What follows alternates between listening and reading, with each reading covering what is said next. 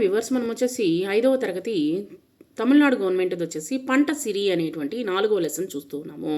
ఇక్కడ మనకు బొమ్మలో వచ్చేసి రైతు పొలాన్ని దున్నుతూ ఉండడం మనం గమనించండి. తొలకరి జల్లు అంటే వర్షం కురవగానే రైతులు వచ్చేసి వ్యవసాయ పనులు మొదలు పెడతారు. అందరికీ అన్నం పెట్టేటువంటి రైతు వ్యవసాయ పనులు ఎలా మొదలు పెట్టాలో ఈ పాటను పాడి తెలుసుకుందాము. తొలి జల్లు వచ్చింది తొలకరించింది, పదవోయి రైతన్న పాటు చేయంగా.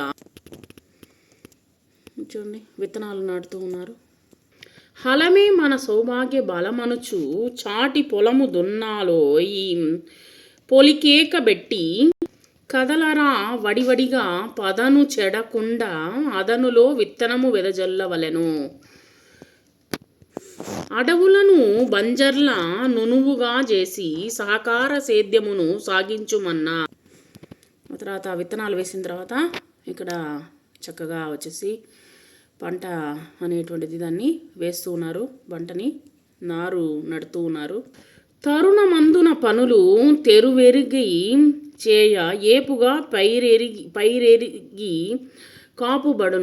కాపుబడునున్న విదిలించరా నిదురా కదిలించరా శక్తి పసచెడును నీవిప్పుడు ప్రాల్మిలియున్న తొలికారు మలికారు పొలిగల్గిరాల ఇనుప గజ్జెల తల్లి వెనుదిరుగునన్న. బలము నీవే జాతి కలిమి నీవేరా పాతరల బంగారు పంట నింపుమురా.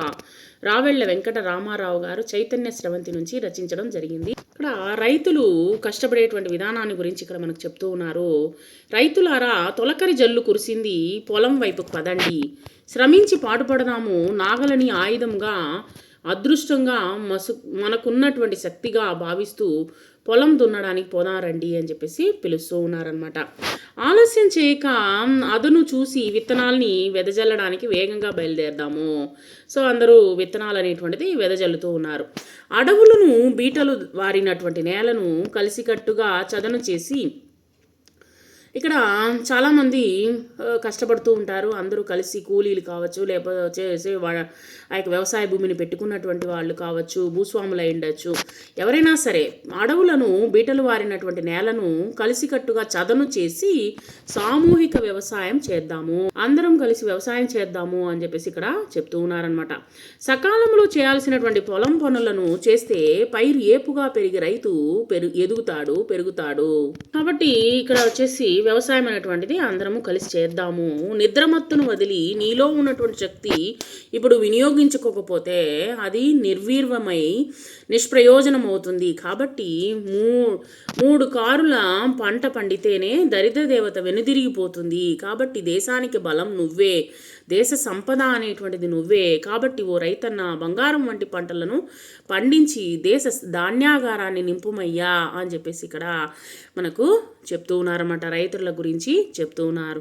కాబట్టి రైతులు అనేటువంటి వాళ్ళు మనకు చాలా ముఖ్యమైనటువంటి వాళ్ళు దేశానికి.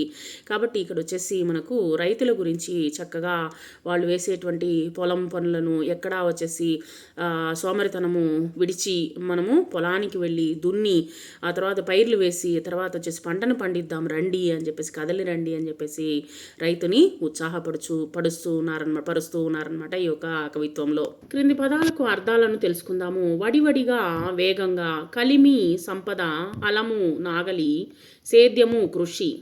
ఇక్కడ ప్రకృతి వికృతులు వచ్చేసి బంగారము బృంగారము, శక్తి సత్తి, అడవి అటవి, నిద్ర నిదుర. ఇక్కడ వ్యతిరేక పదాలు చూద్దాము. తొలి మలి, బలం బలహీనం, కలిమి లేమి. Thank you very much.